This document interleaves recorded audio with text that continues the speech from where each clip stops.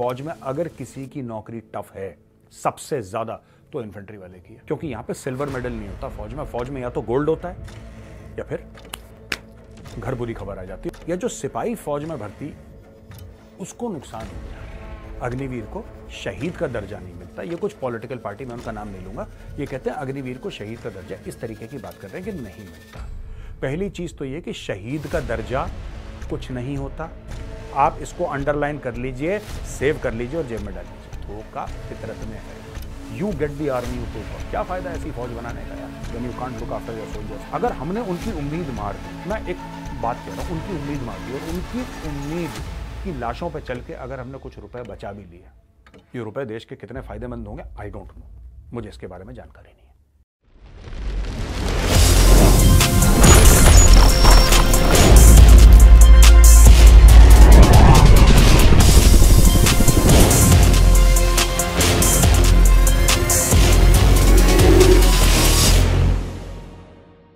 जय हिंद दोस्तों, मैं हूं मेजर गौरव आर्य और आप देख रहे हैं द चाणक्य डायलॉग्स।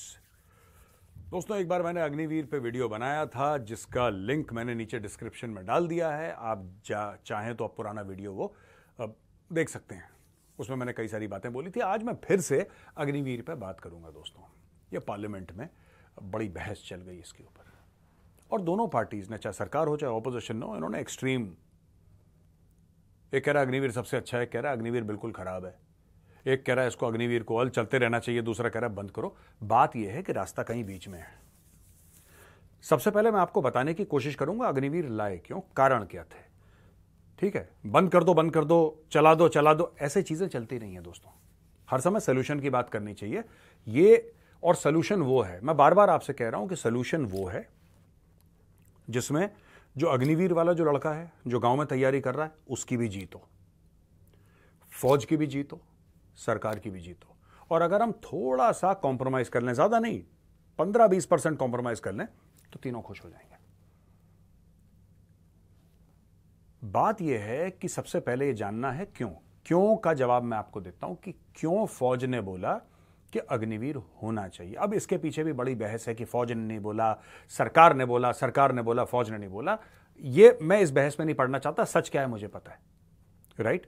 लेकिन जिस लोगों और या जो लोगों को, जिसको कहता है ना कि सोशल मीडिया पे र्यूमर फैलाने, वो फैलाएंगे यार, छोड़ो, I don't want to get into it. अब मैं आपको बताता हूं बेसिकली इशू क्या है। इशू ये है कि खास तौर से जब इन्फेंट्री लड़ती है, आर्मर्ड वाले टैंक्स में जाते हैं, उनको भी फिजिकल फिटनेस की रिक्वायरमेंट है। जो आर्टिलरी वाले हैं उनकी भी रिक्वायरमेंट है भाई। और आर्टिलरी वालों की ये रिक्वायरमेंट है कि साहब आर्टिलरी वाले जो हैं दे वो तोपों से, बोफोर्स से फायर करा और भी बड़ी बड़ी गन्स हैं उनके पास तो दूर से। लेकिन जो एक्चुअली गुत्थम गुत्था की लड़ाई लड़ती है दुश्मन के पास जाके बैनर से, जो ज्यादातर ये इन्फेंट्री वाले होते हैं। मैं भी इन्फेंट्री में था दोस्तों, कुमाऊं रेजिमेंट से मेरा ताल्लुक है, तो मैं आपको बताता हूं इशू क्या हुआ। इशू ये हुआ कि धीरे धीरे ये पता लगा कि जो औसतन उम्र है एक सोल्जर की फौज में, औसत, मैं एवरेज की बात कर रहा हूं, वो उम्र हो गई 32 साल। और फौज कहती है 32 साल तो बहुत ज्यादा उम्र है। तो दोस्तों, जो 32 साल की उम्र है ना, वो थोड़ी ज्यादा, फौज को यह चाहिए था कि फौज इसको कम कर दे। तो फौज ने बोला साहब अग्निवीर स्कीम से ये कम हो जाएगा, यानी कि 26 साल हो जाएगी। तो हम लोग 26 और 6 साल हमारे टोटल कम हो जाएंगे औसतन उम्र, जिससे कि एक यंगर आर्मी होगी, क्योंकि इनको पहाड़ों पे काम करना है, ठीक है, इनको बर्फीले इलाकों में, इनको डेजर्ट में, इनको इन्फेंट्री को जंगलों में जाना है। ऐसी ऐसी जगह इन्फेंट्री काम करती है, ऐसी ऐसी जगह कि इनके आधों के तो घुटने के ग्रीस खत्म रहते हैं। मैं आपको बताता हूं, सच बात है ये, आप किसी से पूछ लेना, आपके शहर गांव में कोई इन्फेंट्री वाला हो, वो अपने दुख बताएगा आपको। दुख इन द सेंस कि he will be very proud, उसको बड़ा फक्र है, बड़ा गर्व है अपनी सर्विस पे, फौज पे, अपनी वर्दी पे। लेकिन उससे पूछना कि तुम्हारे कहां कहां तुम्हारी हड्डियां दुखती हैं, क्योंकि इन्फेंट्री वालों की नौकरी ही बहुत ज्यादा टफ है। और अगर मैं ये कहना मेरा गलत नहीं होगा, फौज में अगर किसी की नौकरी टफ है सबसे ज्यादा तो इन्फेंट्री वाले की है। भाई साहब, आप जंगलों में ऑपरेशन कर रहे हैं, 8-8, 10-10 दिन लगातार जंगलों में ऑपरेशन, मतलब इट्स वेरी डिफिकल्ट। लेकिन आपको करने हैं ऑपरेशंस, तो आपको यंगर प्रोफाइल चाहिए। जैसे जैसे आपकी 30 साल के बाद उम्र बढ़ती है, आपके फिजिकल सिस्टम स्लो डाउन करना शुरू कर देते हैं। फिजिकल सिस्टम्स आपके स्लो डाउन करना शुरू कर देते हैं। अब आप इसको प्लीज ओलंपिक के एथलीट के साथ मत कंपेयर करना कि वो फलाना तो इतने साल का है, लेकिन फिर भी यूनिक केसेस की बात नहीं कर रहा, एट एन एवरेज जब हम हजारों लाखों की बात करते हैं ना, फिर अलग लेवल पे बात होती है, फिर औसत पे बात होती है, इंडिविजुअल पे बात नहीं होती। ठीक है जी, एक तो ये स्टोरी है। सरकार का ये था कि सब दो किस्म के बजट होते हैं, एक ओपेक्स होता है, केपेक्स होता है दोस्तों। ओपेक्स वो होता है ऑपरेशनल एक्सपेंडिचर जो होता है, या ऑपरेटिंग एक्सपेंडिचर जिसको कह लीजिए।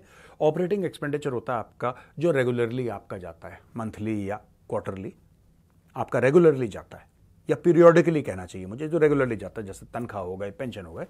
तो ये जो हमारे टोटल डिफेंस बजट था उसका हो गया करीब 65% या 60%, कुछ ऐसे ही।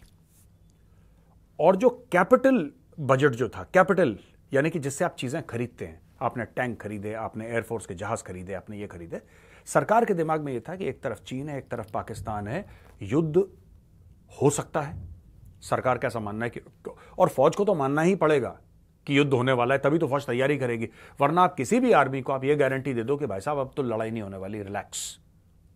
जब लड़ाई ही नहीं होने वाली तो फिर तैयारी किस चीज की? अब गलवान में क्या हुआ? घुसने की कोशिश करी चाइनीज ने, वो इंडियन आर्मी वेल प्रिपेयर्ड थी, पीछे धक्का दिया उनको अच्छी तरीके से, अभी तक चुप बैठे हैं सारे चाइनीज। तो आपको, जब आप फौज में हैं तो आपको मानना पड़ेगा कि लड़ाई होगी, आपको मानना पड़ेगा कि इम्तिहान की घड़ी आएगी आएगी, और उसमें आपको खरा उतरना है, क्योंकि यहां पे सिल्वर मेडल नहीं होता फौज में। फौज में या तो गोल्ड होता है या फिर घर बुरी खबर आ जाती है, और मैं इससे ज्यादा नहीं कहूंगा। दोस्तों समझने की बात यह है कि सरकार को लगा कि इस तरीके से खर्चा कम होना चाहिए और हमारे पास नए नए हथियार आने चाहिए, और ये जो एक्सपेंस है पेंशन का खास तौर से, इस चीज को हमें खत्म करना चाहिए। ठीक है जी, ये तो सरकार का था। फौज का था यंग हो जाए, फौज का जो आइडिया था कि प्रोफाइल यंग हो जाए। जो अग्निवीर है या जो सिपाही फौज में भर्ती, उसको नुकसान हो गया, क्योंकि उसकी उम्मीदें कुछ और थी। उसकी उम्मीदें ये थी कि मैं फौज में जाऊंगा, मैं फौज की नौकरी करूंगा, मैं देश की सेवा करूंगा। फिर यह भी उम्मीद थी कि जब मैं रिटायर हो जाऊंगा मुझे पेंशन मिलेगी, जब मुझे पेंशन मिलेगी फिर उसके बाद कुछ बेनिफिट्स मिलेंगे, मेरी एक इज्जत की जिंदगी में जी पाऊंगा, क्योंकि मैंने जिंदगी भर इज्जत का काम करा, यानी कि मां भारती की सेवा करी है, तो मेरी रिटायरमेंट भी इज्जत की होनी चाहिए। और ये एक बहुत बढ़िया चीज है, बहुत अच्छी सोच है, मैं इसको 100% सपोर्ट करता हूं दोस्तों।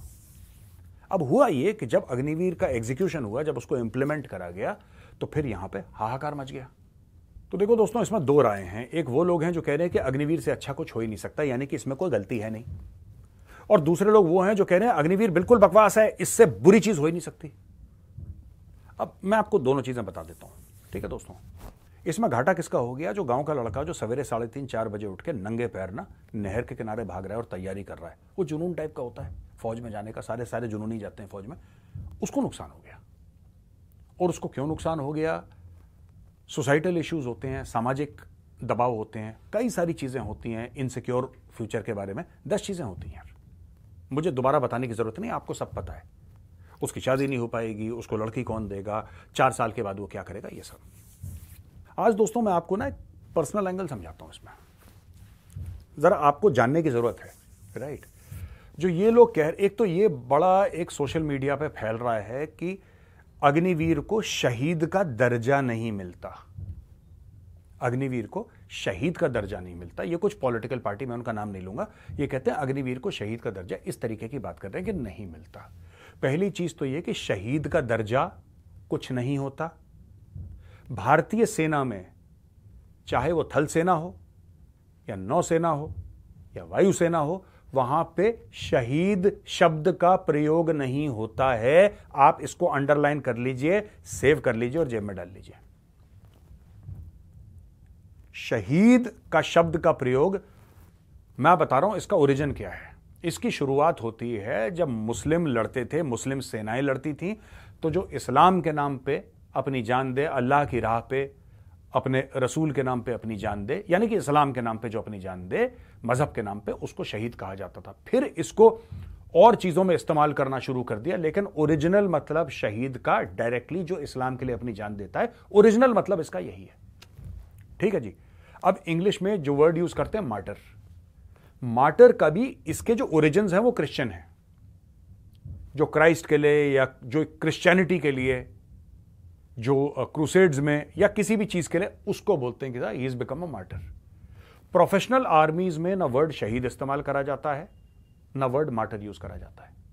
इंडियन आर्मी में जब किसी की जान चली जाती है तो ऑफिशियल इंडियन स्टेटमेंट में आता है किल्ड इन एक्शन।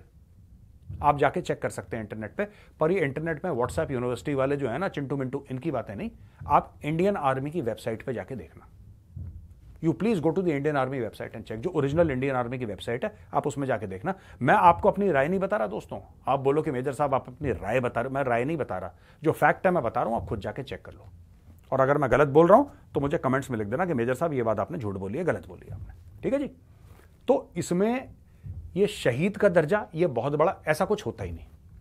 दर्जा दुर्जा कुछ नहीं होता, ये सब ऐसी बातें हैं, ये फालतू की बातें हैं। ये खुद कुछ लोग अपने मन से ये चीज बना के टीवी स्टूडियोज में बकवास कर। देयर इज नथिंग कॉल्ड शहीद का दर्जा। ठीक है ना, क्योंकि शहीद वर्ड ही भारतीय सेना या नौसेना, वायुसेना इस्तेमाल नहीं करती। अब दूसरे पॉइंट पे आता हूं मैं। क्या कोई अग्निवीर, उसको डर महसूस होगा कि 4 साल के बाद मैं कहां जाऊंगा? बिल्कुल, यह हमें मानना पड़ेगा। यह प्रोग्राम में कमी है और इस कमी को दूर करना है। और दोस्तों, किस तरीके से दूर करेंगे ये मैं एंड में आऊंगा। आप एंड तक इस वीडियो को देखना, बड़ा इंटरेस्टिंग वीडियो है। लेकिन मैं एक और बात कहना चाहता हूं। आज की तारीख में जो पार्लियामेंट में ऑपोजिशन पार्टीज, खासतौर से कांग्रेस, और मेरा किसी पार्टी से ना प्यार है ना मोहब्बत है, ना, मैं मोदी जी को बहुत मानता हूं। पर ऐसा नहीं है कि मैं बीजेपी जो भी करे मैं बोलूं हाँ बीजेपी ने अच्छा, ऐसा कुछ भी नहीं है। मैं खुल के कहता हूं कई काम हैं जो कांग्रेस ने बहुत पहले अच्छे करे और कई काम बुरे भी करे। सारी राजनीतिक पार्टियां ऐसी होती हैं, अच्छे बुरे दोनों में, सब में एक किस्म के लोग होते हैं। ठीक है, मेरा लगाव एक खास इंडिविजुअल से है। मैं मोदी जी को बड़ा, क्योंकि उन्होंने जो काम करा मुझे बड़ा पसंद आया, तो मैं उनके साथ मेरा एक खास लगाव है। मैं ये नहीं कहता कि नहीं एक पार्टी की ही आइडियोलॉजी फॉलो करनी, नॉट एट ऑल। अब मैं एक बात बताता हूं, ये क्या कहते हैं कि बेचारा अग्निवीर कहां जाएगा, ये बात सच है। जो कांग्रेस पार्टी कहती है, राहुल जी कहते हैं पार्लियामेंट में कि बेचारा अग्निवीर कहां जाएगा और उसके साथ गलत हो गया, ये यहां तक बात मैं राहुल गांधी से बात मैं बिल्कुल ठीक समझता हूं कि उन्होंने बात गलत नहीं बोली, झूठ नहीं बोला, सच बोला उन्होंने। राइट दोस्तों, आपको पता है 1960 के दशक में, 1960 के दशक की बात कर रहा हूं, थोड़ा सा ना 60 साल पीछे चलते हैं, जरा थोड़ा सा पीछे चलते हैं। 1960 के दशक में दोस्तों ऑफिसर्स ट्रेनिंग स्कूल, ओटीएस खोला गया, जो बाद में ओटीए बन गया। वो बाद में ओटीए बन गया। ये खोला गया मद्रास में, जो आज की तारीख में जिसको हम चेन्नई बोलते हैं, हमारे टाइम पे मद्रास बोलते थे। हमारे टाइम में क्या, मैंने तो 93 94 में ट्रेनिंग करी, बट मैं 1960 के दशक की बात कर रहा हूं। ओटीए ने बड़े बड़े हीरो पैदा करे, बड़े बड़े सूरमा, मेजर परमेश्वरन, महार रेजिमेंट, परमवीर चक्र श्रीलंका में। नाम मेरे पास 50 हैं, लेकिन मैं सिर्फ 2 नाम दूंगा तो आपको समझ में आ जाएगा क्लियरली। सिर्फ 2 नाम दूंगा आपको, बाकी आपको सब क्लियर हो जाएगा। मेजर परमेश्वरन, परमवीर चक्र, वो ओटीए के थे, और ओटीए के मेजर परमेश्वरन से भी कई साल सीनियर थे, जिन्होंने पाकिस्तान के साथ लड़ाई में उनको महावीर चक्र मिला था। जबरदस्त लड़ाई हुई थी, रातों रात लड़े थे ये, पूरी रात लड़े थे ये। एक जगह थी जिसका नाम था लोंगेवाला। मेजर कुलदीप सिंह चांदपुरी का नाम आपने सुना है? बॉर्डर फिल्म देखी है ना? हाँ, जिसका वो सनी देओल जो बना था ना, major Kuldeep Singh Chandpuri. Major Kuldeep Singh Chandpuri was from ओटिया। और इस तरीके के कई कई हीरो। मैंने तो कुलदीप सिंह चांदपुरी साहब, क्योंकि मेजर साहब का बहुत बड़ा नाम है, ही रिटायर्ड एज ब्रिगेडियर, महावीर चक्र उनका बहुत बड़ा नाम है। और आप सब लोग जानते हैं बॉर्डर फिल्म की वजह से, बाकियों के ऊपर नहीं बनी फिल्में आप नहीं जानते, इनके ऊपर बनी, तो you know, and he is a big hero, no doubt. तो मैंने इसलिए उनका नाम बता दिया। अब ये जो शॉर्ट सर्विस कमीशन का मामला था, उसमें यह था कि आप 5 साल नौकरी करेंगे, ठीक है। अगर आपको 5 साल और का एक्सटेंशन चाहिए, वो परमानेंट नहीं करते, आपको 5 साल आपको और एक्सटेंशन चाहिए तो आप ले लीजिए, वरना 5 साल के बाद आप घर जाइए। ये कांग्रेस की सरकार ने करा। उस वक्त पंडित जवाहरलाल नेहरू भारत के माननीय प्रधानमंत्री थे। दोस्तों, हमारे टाइम पे भी 5 साल वाला सिस्टम था, आगे भी 5 साल वाला सिस्टम रहा, फिर बदल के उसको 10 ईयर्स प्लस 4 ईयर्स कर दिया। आज की तारीख में 10 साल के लिए प्लस 14 साल। अब एक बात बताइए, जो बंदा 25 साल की उम्र में या 24 साल की उम्र में या 23 साल की उम्र में ओटीए जाता है, वो माना कि 25 साल की उम्र में गया, ठीक है, मैक्सिमम पकड़ लेते हैं, 25 साल की उम्र में गया, 10 साल 35 साल, ठीक है, 25 10 35, फिर 4 साल 39 साल की उम्र में वो निकलेगा जब फौज से, बीवी, बुजुर्ग मां बाप, 2 बच्चे, उसको सड़क पे लेफ्ट जाना है कि राइट जाना है उसको नहीं पता, क्योंकि उसने तो अपने 14 साल जवानी की फौज को दे दिया, अब उसको पता ही नहीं है। मैं ये जानना चाहता हूं, हम लोग ये तो पूछते हैं कि अग्निवीर किसने शुरू करा और इससे जो अग्निवीर हैं उनको बहुत भारी नुकसान हो गया। सच बात है, पूछना चाहिए, पार्लियामेंट में 100 बार पूछना चाहिए कि अग्निवीर आइडिया किसका था, और पूछो। पर मैं एक शॉर्ट सर्विस कमीशन ऑफिसर होने के नाते यह भी सवाल पूछना चाहता हूं कि ये एसएस एंट्री आइडिया किसका था यार? ये किसने शुरू करा? किसका ये कौन महान व्यक्ति था जिसका ये आइडिया था कि 5 साल के लिए अफसरों को लो, अगर लड़ाई में मरते हैं तो मरें, अगर ये खपते हैं तो खपें, कोई बात नहीं, 5 साल के बाद यूज एंड थ्रो, फिर इनको बोलो जाओ सड़क पे। ये किसका आइडिया था? अगर यहां पे कोई अग्निवीर के लिए बोलता, और मैं अग्निवीरों के साथ हूं बाय द वे, मैं आपको पहले बता दूं, मैं सिर्फ बता रहा हूं कि जिन लोगों को, जिन अग्निवीरों को यह लगता है ना कि कोई खास पॉलिटिकल पार्टी आपके साथ खड़ी है, कोई आपके साथ नहीं खड़ा। उनको मौका मिल रहा है सरकार को घेरने का, और घेरना भी चाहिए, लोकतंत्र में ऐसे ही होता है। लेकिन आप अपने मन में गलतफहमी मत रखना कि आपकी आवाज बन के कोई राहुल गांधी या कोई और पार्लियामेंट में दहाड़ रहा है। आपकी कोई आवाज है नहीं इसमें, यह गलतफहमी मत पालना। कल मुद्दा कुछ और मिल जाएगा, यही लोग बोलेंगे कौन अग्निवीर? हम तो जानते ही नहीं, हमने पहली बार सुन रहे हैं अग्निवीर। यही मीडिया ने भी धोखा दिया था अग्निवीरों को, ठीक है? अग्निवीर, कैमरा लेके अग्निवीर। अचानक एक दिन पता लगा साहब कि महाराष्ट्र में सरकार गिर गई उद्धव ठाकरे की। एकनाथ शिंदे कौन है? किसी पता ही नहीं एकनाथ शिंदे कौन है। अच्छा, एकनाथ शिंदे इतने जो एमएलए थे भाग गए गुजरात से गुवाहाटी चले गए, गुवाहाटी में रेडिसन होटल में चले गए हैं। तो लोगों ने लंबे लंबे एडिटोरियल लिखे थे, अग्निवीर इज वेरी बैड। रात को लोगों के घर में फोन गया कि सर आपका एडिटोरियल नहीं छप सकता। क्यों? क्योंकि महाराष्ट्र में सरकार गिर गई। यही मीडिया ने धोखा दिया था, यही नेता आपको धोखा देंगे। मैं आपको बता रहा हूं, धोखा फितरत में है। मैं आपको सोल्यूशन दे रहा हूं, मैं आपको समस्या का समाधान दे रहा हूं, यह बात करके कि देखो, मैं आपको बताता हूं, इन लोगों ने कभी पार्लियामेंट में यह सवाल क्यों नहीं उठाया कि एसएस एंट्री क्यों? आपको फौज में कमी थी अफसरों की, आपको जल्दी जल्दी अफसर चाहिए थे, आपने बोला भरो और 5 साल के बाद निकालो। भरो, 5 साल के बाद निकालो। कुछ को दिया, कुछ को नहीं दिया, कुछ को दिया, कुछ को नहीं दिया। मैं अपने बारे में आपको क्लियर कर दूं, मुझे परमानेंट कमीशन का ऑफर मिला था, मेरे पास चिट्ठी आई थी, मैंने एक्सटेंशन लिया 5 साल का, और फिर कुछ महीने बाद मैंने फौज छोड़ी। मेरे मेडिकल इश्यूज थे और भी कई इश्यूज थे, पर मुझे यह अश्योर करा गया था कि आपके जो मेडिकल इश्यूज हैं ये यू विल बी अपग्रेडेड। जो आपके जो मेडिकल कैटेगरी है, जो डाउन कैटेगरी है, आप अपग्रेड हो जाएगी। क्योंकि ऐसा कौन सा था कि मेरे माथे पे गोली लग गई थी, फेफड़े खराब थे, फेफड़े ठीक हो जाते हैं, फिर आपकी मेडिकल कैटेगरी कुछ समय के बाद, कुछ टेस्ट्स के बाद अपग्रेड हो जाती है। फौज में बड़ा कॉमन है। परमानेंटली मेरी डाउनग्रेड नहीं हुई थी, पर उस समय मेरे दिमाग में कुछ और चल रहा था कि नहीं यार ऐसा कैसे हो गया, ये क्या हो गया, होता है ना। तो मैं ये कहना चाह रहा हूं दोस्तों कि एक बात बताओ यार मुझे, ये जो शॉर्ट सर्विस कमीशन ऑफिसर थे, इनके बारे में किसी ने, आपको पता है हजारों की तादाद में शॉर्ट सर्विस कमीशन ऑफिसर दर की ठोकरें खा रहे हैं। किसी ने नहीं पूछा, इनके दिल में अग्निवीर का दर्द पता नहीं कहां से आ गया। मैं आपको बता रहा हूं, जितने भी भाई लोग हैं जो अग्निवीर हैं, जो भारतीय सेना में हैं, अगर आपको, और आप मेरे भाई हो क्योंकि आपने भी वर्दी पहनी है, मैंने भी वर्दी पहनी है, और अगर आपको 1% कहीं गलतफहमी है कि कोई नेता आपकी आवाज सुन के या आवाज बन के पार्लियामेंट में गरज रहा है, तो भाई साहब हाथ जोड़ के विनती करवा लो, यह गलतफहमी अपने दिमाग से निकाल लेना। इनको 2 रुपए का फर्क नहीं पड़ता। यही लोगों को गलतफहमी थी कि मीडिया हमारी आवाज, मीडिया आज तक, मीडिया उसकी आवाज बनती है जो, अब मुझसे मुंह मत खुलवाओ मीडिया के बारे में, कोई किसी की आवाज नहीं बनता। ये सब 420 के खेल हो रहे हैं, ठीक है ना। इन्होंने कभी ये नहीं सोचा कि शॉर्ट सर्विस कमीशन ऑफिसर है, जो एसएस कमीशन ऑफिसर है, वो जी गया, मर गया, पूछ लो।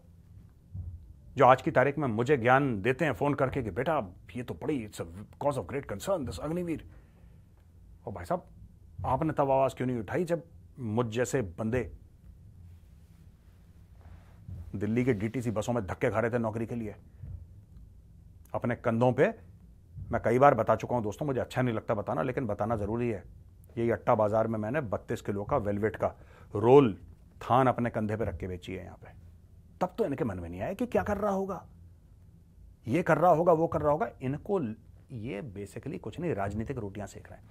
अब दोस्तों यहां पे तो बात हो गई अग्निवीर के बारे में और शॉर्ट सर्विस कमीशन ऑफिसर के बारे में। अब मैं देखो एसएस ऑफिसर्स का तो जो होगा सो होगा, कोर्ट में केस चलेंगे तो चलेंगे, जो हो रहा है इसकी कमिटीज हैं और एसएस ऑफिसर्स बड़ी मेहनत करके केस लड़ भी रहे हैं। और मैं भोले शंकर से प्रार्थना करता हूं कि इनके हिसाब से केस सेटल हो जाए, जैसा ये एसएस ऑफिसर चाहते हैं, इनके हिसाब से, इनके अकॉर्डिंग केस सेटल हो जाए और इनको अपना अधिकार मिल जाए। ठीक है ना, ये एक स्टोरी है। दोस्तों मैं एक और बात पूछना चाहता हूं, ये जो पार्लियामेंट में इतना हल्ला कर रहे हैं उछल उछल के, 2004 के बाद आपको पता है सबकी पेंशनें बंद कर दी, सिर्फ आर्मी नेवी एयरफोर्स की पेंशन है, बाकी किसी को पेंशन नहीं मिलती। ठीक है, आप जरा नेशनल पुलिस मेमोरियल जाइए, go to the national police memorial, वहां पे कितने लोग हैं, यानी कि उसमें बीएसएफ के लोग हैं, उसमें सीआरपीएफ के हैं, उसमें आईटीबीपी के हैं, उसमें पुलिस फोर्सेस के हैं, स्टेट पुलिस फोर्सेस के, उसमें सीआईएस, कितने लोग हैं जिन्होंने अपने देश के लिए जाने दी। 35,000 लगभग, एक्यूरेट फिगर मुझे नहीं पता, 35,000 से ज्यादा लोगों ने अपनी जानें दे दी हैं जो खाकी वर्दी पहनते थे। कोई इनसे पूछे कि भाईजान आपने उनकी पेंशन क्यों बंद कर दी? ये सीआरपीएफ वाले ने कौन सा ऐसा गुनाह कर दिया था यार, जो बीएसएफ वाला खड़ा है बॉर्डर में, उसने ऐसा कौन सा पाप कर दिया था कि आपने उसकी पेंशन बंद कर दी? पर कर दी आपने पेंशन। आप कर सकते थे, आपने ताकत थी, आपने ठक से ऐसा साइन करा, बोला जा भागो यहां से, नहीं मिलेगी तुम्हें। रेड कॉरिडोर किसने संभाल रखी है? पूछो जरा अपने गरेबान में झांक के, पूरा रेड कॉरिडोर की जिम्मेदारी, पूरे एंटी नक्सल ऑपरेशंस की जिम्मेदारी कौन सी फोर्स ने संभाल रखी है? पूछो। इंटरनेशनल बॉर्डर आईबी कौन सी फोर्स गार्ड करती है? ये सवाल, अब मैं सवाल पूछूंगा फिर मुझे फोन आएंगे, मुझे फोन भी तो बहुत आते हैं कि मेजर साहब यार आपने ऐसा बोल दिया, देखो आपको नहीं करना चाहिए था, हम आपके ऑफिस आते हैं, आपसे बातचीत। मेरे ऑफिस मत आओ भाई, बख्श दो मेजर को। मैं आपको बताता हूं, इसमें सिंपल सी बात है जिसमें सब लोग गेन करेंगे। अगर सरकार चाहती है पैसा बचाना, पैसे बचाने का सिंपल सा एक तरीका मैं आपको बताता हूं, और यह भी ओपेक्स बचाने की बात कर रहा हूं, केपेक्स बचाने की बात नहीं कर रहा, इसमें भी ओपेक्स बचेगा। लेकिन इसके पहले कड़वी बात मैं आपको कहना चाहता हूं, सोल्यूशन देने से पहले बहुत कड़वी बात मैं आपको बताना चाहता हूं दोस्तों, मे भी आपके दिल पे ठेस पहुंचे, राइट? लेकिन मैं इस चीज की माफी नहीं मांगूंगा, क्योंकि सच और सच की माफी नहीं मांगी जाती। You get the army you पे फॉर, इस चीज का ध्यान रखना। आप जैसी फौज में पैसा लगाओगे आपको वैसी फौज मिलेगी।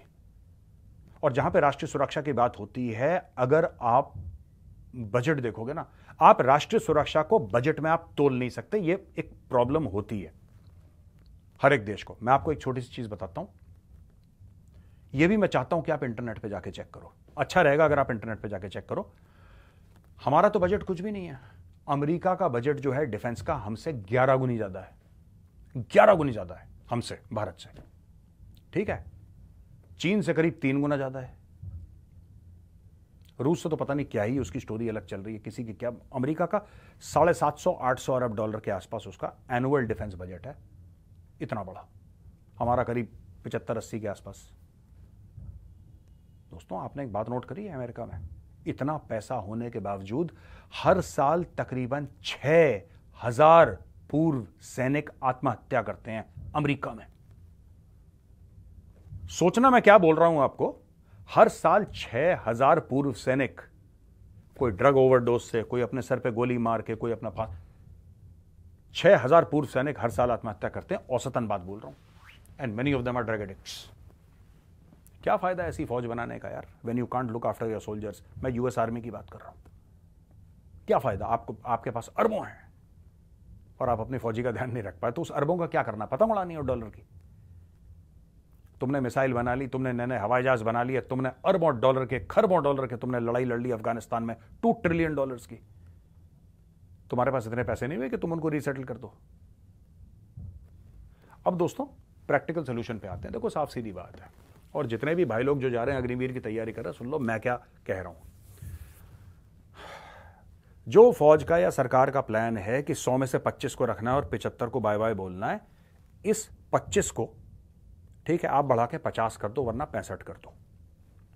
अगर 65 नहीं भी कर रहे तो 50 कर दो, ठीक है जी। ये सोल्यूशन मैं पहले भी दे चुका हूं, दोबारा रिपीट कर रहा हूं। ये 100 में से आप 50 को बोलो, 50 अग्निवीर 100 में से ये आएंगे भारतीय सेना में, वापस इनको रिटेन करा जाएगा, इनकी नौकरी पक्की हो गई।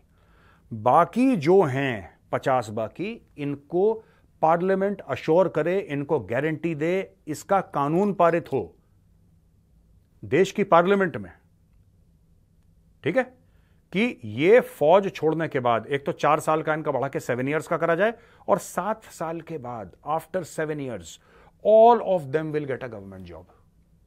और इनको जॉब कहां पे मिलेगा दोस्तों? अब मैं पैसे बचाने की बात कर रहा हूं। सब के सब जाएंगे बीएसएफ में। बीएसएफ भाई साहब तकरीबन 2.25-3 लाख की फोर्स है। 2.25-3 लाख की फोर्स है बीएसएफ। उसी के आसपास है सीआरपीएफ, फिर आईटीबीपी, फिर असम राइफल्स, फिर सीआईएसएफ, फिर एसएसबी। आपके पास तो झड़ी लगी है फोर्सेस की, and these are central forces. मैं लोकल पुलिस की बात ही नहीं कर रहा, सेंट्रल फोर्सेस हैं। सेंट्रल फोर्सेस हैं भाई। क्या दिक्कत है? आप जितने भी अग्निवीर हैं जो फौज में अब्जॉर्ब आप नहीं करते, इसका मतलब ये नहीं कि वो जो अग्निवीर है बाकी 50% वो खराब है, नहीं, क्योंकि रिक्वायरमेंट अलग अलग होती है, हमें समझना पड़ेगा। और फौज में भी मुझे किसी ने बोला था बहुत पहले कि in the army they don't select the best person, they select the right person. फौज का सिलेक्शन ही क्राइटेरिया ये है, you select the best person for the role. इस काम के लिए सबसे बेहतरीन आदमी कौन है, उसको लो। और दोनों में right person and best person में जो सही आदमी है वो और बेस्ट आदमी, उसमें कभी कभी फर्क हो जाता है, ये फर्क पता होना चाहिए। अब जो बाकी 100 में से 50 तो आपने फौज में ले लिए, जो बाकी 50 हैं वो सीआईएसएफ, बीएसएफ। अब आप बोलेंगे साहब इससे पैसा कैसे बचेगा? मैं आपको बताता हूं। हर साल ये ऑर्गेनाइजेशंस की अलग अलग अकादमियां हैं, अलग अलग ट्रेनिंग सेंटर हैं, अलग अलग जगह, और ये लोग वहां पे जवान पोस्ट करते हैं, इंस्ट्रक्टर पोस्ट करते हैं, ऑफिसर पोस्ट करते हैं, इंफ्रास्ट्रक्चर बनाते हैं जिसमें करोड़ों रुपए खर्च होते हैं, और ट्रेनिंग पर से में करोड़ों रुपए खर्च होते हैं, और कई 100 करोड़ खर्च होते हैं। मैं 1-2-10 करोड़ की बात नहीं कर रहा, 1-2-10 करोड़ की बात होती मैं इसको वीडियो में लाता ही नहीं। कई 100 करोड़ रुपए इनकी ट्रेनिंग में खर्च होते हैं। लेकिन जब अग्निवीर आ रहा है 7 ईयर्स के बाद, तो इन सारी फोर्सेस को, जो कि बहुत तगड़ी फोर्सेस हैं, बीएसएफ ले लो, आईटीबीपी ले लो, सीआरपीएफ ले लो, सीआईएसएफ ले लो, असम राइफल्स ले लो, एसएसबी ले लो, ये सारी की सारी फोर्सेस ये बहुत तगड़ी फोर्सेस हैं। इनका क्या फायदा है? सबसे पहले इनकी जो ट्रेनिंग की कॉस्ट है वो बिल्कुल नीचे गिर जाएगी, क्योंकि आपको ट्रेंड मैन पावर मिल रहा है। आपको कुछ नहीं करना, आपको कुछ हफ्तों का, वो 4 हफ्ते हो सकता है, 8 हफ्ते होता है, वो आपकी मर्जी है, आप बेहतर जानते हो। आपने इनको एक ओरिएंटेशन कोर्स देना है। ओरिएंटेशन, देखिए, आपको डिसिप्लिन सोल्जर मिल गया, आपको उसका ओरिएंटेशन कराना और आपको उसकी पोस्टिंग करनी है। आपको बीच में कुछ करना ही नहीं है, ओरिएंटेशन कराया, उसकी पोस्टिंग करी, कहानी खत्म। आपको यही तो बताना है कि जो आर्मी में जिसको हम डिव बोलते हैं, बीएसएफ में उसको फ्रंटियर बोलते हैं, जिसको ब्रिगेड बोलते हैं उसको सेक्टर बोलते हैं, यही तो स्टोरी समझानी है उसको। एक बॉर्डरमैन की क्या कार्रवाई होती है, बीओपी क्या होता है, बीओपी में एक बंदे फेंस क्या है, किस तरीके से। आप 4 से लेकर 8 हफ्ते में उसको ट्रेन कर सकते हैं, और बाकी ऑन द जॉब उसकी ट्रेनिंग है। कुछ वो 1-2 महीने सीख लेगा, और बाकी जब आप उसकी पोस्टिंग करेंगे वहां पे और लोगों के साथ बैठ के सीख लेगा with in 1 or 2 months, that's okay. भाई जब बीएसएफ में नया कोई सिपाही आप किसी सिविलियन को देते हो और वो जाके किसी पोस्ट को ज्वाइन करता है, वो भी तो खोया खोया चांद रहता है, नहीं रहता बीएसएफ में? आर्मी में भी खोया खोया चांद रहता है। जब पूरा रिक्रूट आता है वहां से अपनी कसम परेड करने के बाद, जब वो आता है और जब वो पलटन ज्वाइन करता है, तो शुरू शुरू में वो भी खोया खोया चांद रहता है। फिर उसके सीनियर एनसीओज हैं, जेसीओ साहिबान हैं, अफसर हैं, फिर उसको सिखाते हैं बेटा आपको ये करना है, बेटा आपको ये करना है, तब जाकर धीरे धीरे आके इट्स ओके। तो एक तो फायदा इनका ये हो गया कि इनकी ट्रेनिंग कॉस्ट बच गई। दूसरा फायदा, इनको ट्रेंड मैन पावर मिल गया, ऐसा मैन पावर जिसमें एक एक बंदा या उसने कश्मीर में नौकरी कर रखी है, राष्ट्रीय राइफल्स में। आप देखो, आप सुनना, या वो राष्ट्रीय राइफल्स में जा चुका है, ठीक है जी, या वो बंदा आपका he has served along the line of control, or he has served along the line of actual control, or he has served in Siachen Glacier, or he has served in Northeast, ठीक है? तो आपको इस प्रकार के लोग मिल जाएंगे जो एक्चुअल कॉम्बैट या हॉस्टाइल कंडीशंस में नौकरी कर चुके हैं। अब आप समझ लो, एक लड़का जाता है 4-5 साल की नौकरी वाला, 2 साल राष्ट्रीय राइफल्स में कर आता है, और फिर वो बीएसएफ ज्वाइन करता है। बीएसएफ के लिए कितना बड़ा एसेट है, जो बंदा कहेगा सर मैं वैली में, या सीआरपीएफ के लिए, सीआरपीएफ तो ऑपरेट करती है कश्मीर में, CRPF operates very widely in the Kashmir valley. CRPF के लिए वो बंदा कितना बड़ा एसेट है, कितना सॉलिड एसेट है सीआरपीएफ के लिए। जब वो बंदा कहता है ठीक है साहब मैं जानता हूं आप कश्मीर में ऑपरेट करते हैं, सर मैं फलानी आरआर में था, मैंने 2 साल के अंदर सर ये 50 ऑपरेशन करे, मैं इंडियन ऑपरेशन होता था, मुझे ये मेडल मिला, ये हुआ, तो वो एक बहुत बड़ा एसेट बन जाता है। तो दोस्तों इस तरीके से देखिए, फौज का भी एज प्रोफाइल, फौज को अगर एज प्रोफाइल चाहिए तो फौज का भी मैटर सॉर्ट आउट हो गया, ठीक है, 26 साल नहीं मिला, 27 मिल गया, 28 की एक एवरेज आ गई, 32 से तो बहुत बढ़िया है, थोड़ा कॉम्प्रोमाइज करना है, ज्यादा कॉम्प्रोमाइज नहीं करना फौज को। आपने ये कर दिया। दूसरी चीज, सरकार चाह रही थी कि ओपेक्स का पैसा बच के केपेक्स यानी कि ऑपरेटिंग एक्सपेंडिचर का बच के कैपिटल में चला जाए, आपका वो बच गया। देखिए, कान ऐसे पकड़ो, कान ऐसे पकड़ो, उससे 2 रुपए का फर्क नहीं पड़ता, ठीक है ना। होम मिनिस्ट्री भी सरकार की एक जेब है, डिफेंस मिनिस्ट्री भी सरकार की एक जेब है, सारी एक ही जेबें हैं ये, करेक्ट। और तीसरी चीज, अग्निवीरों को फायदा मिल गया कि देखो यार, या तो फौज में जाएंगे या सरकारी नौकरी तो हमारी पक्की है। यानी कि सबसे बड़ी बात, it is not just about money. आप गलती से ये मत सोच लेना कि जो अग्निवीर है, जो कह रहा है उसको पैसा नहीं। बेसिकली समाज में इज्जत का खेल है। आप समझ लो अग्निवीर का पूरा मैटर। जो लड़का गांव से आता है ना, जब उसकी फौज में भर्ती हो जाती है, वो अपने गांव का इन्फ्लुएंसर है। आप पहले प्रॉब्लम समझो, ये मैटर समझो। वो अपने गांव का इन्फ्लुएंसर है। भाई साहब, यहां पे हम बात करते हैं शहरों में कि ये फलाना, ये इतना सीनियर, ये एक गांव में जब एनसीओ चला जाता है, जब 3 फीती वाला हवलदार चला जाता है ना, लड़के सड़क के कोने में खड़े होकर उसको सैल्यूट करते हैं, क्योंकि उनको वो बनना है, क्योंकि वो उनका आदर्श है। हमें जो अग्निवीर बच्चे हैं, हमें उनका भी ध्यान रखना है। जो बच्चे नंगे पैर 3:30-4 बजे उठ के जो भागते हैं ना, नंगे पैर सड़कों पे तैयारी कर रहे हैं फौज की, उनकी अगर उम्मीद मार दी ना, अगर हमने उनकी उम्मीद मार दी, मैं एक बात कह रहा हूं, उनकी उम्मीद मार दी, और उनकी उम्मीद की लाशों पे चल के अगर हमने कुछ रुपए बचा भी लिए,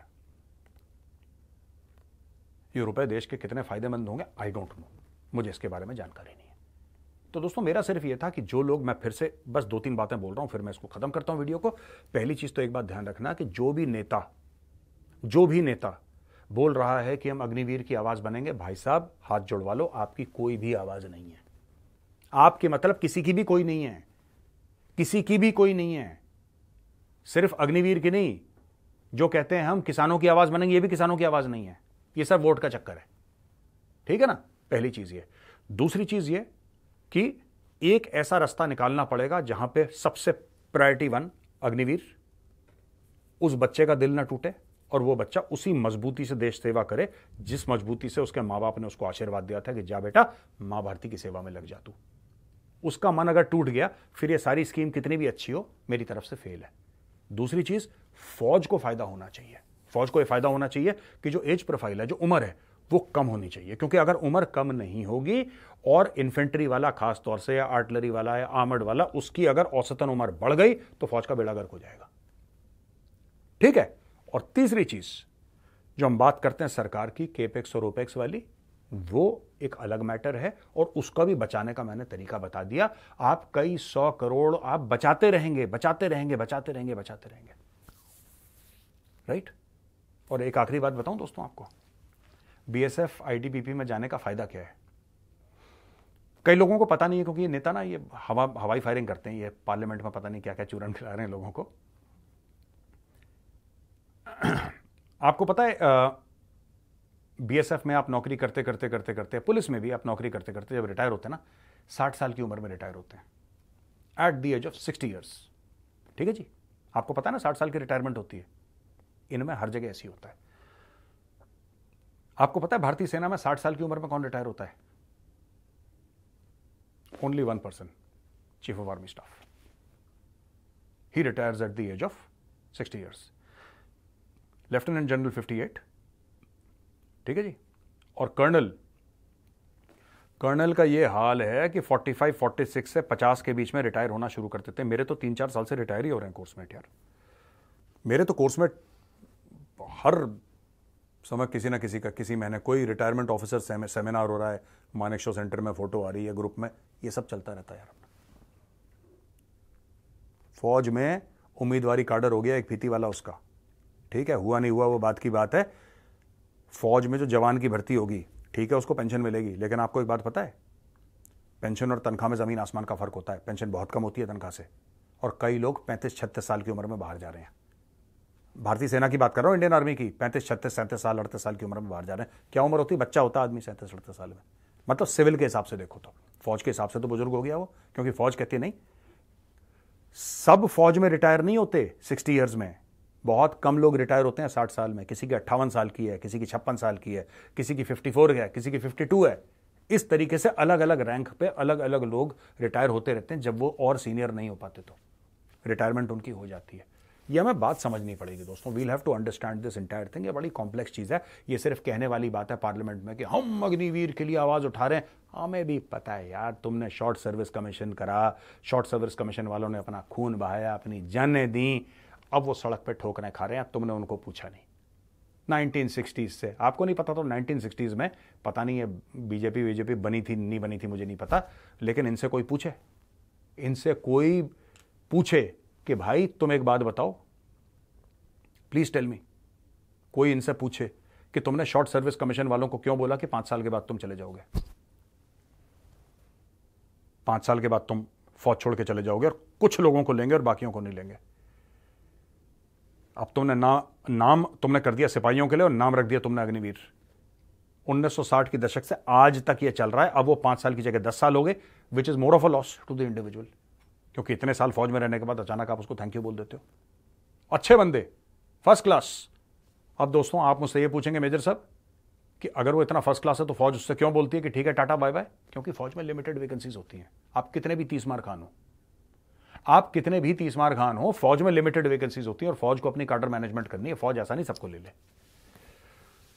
बड़ा पेचीदा मामला है। मैंने एक सोल्यूशन ऑफर करा है। अब इसमें कुछ लोग बात करते हैं फौज की जो कॉम्बैट कैपेबिलिटी है, वो आई थिंक कॉम्बैट कैपेबिलिटी जो फौज की है उसको किस तरीके से मैनेज करना है, किस तरीके से डिजाइन करना है, किस तरीके से क्या करना है, मुझे लगता है वो भी काफी हद तक इससे सॉर्ट आउट हो जाएगी दोस्तों, काफी हद तक। लेकिन that is for a senior officer to explain. मुझे इसके बारे में इतना ज्यादा नहीं बोलना चाहिए।